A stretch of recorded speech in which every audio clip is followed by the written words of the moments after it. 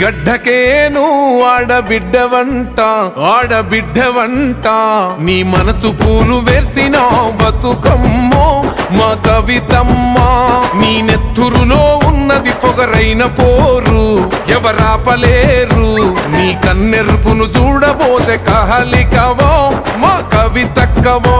నీ అడుగులనే ఆపుతున్న పిడుగులవాన కారు చీకటినే చీల్చుకునే మెరుపు నువ్వమ్మా.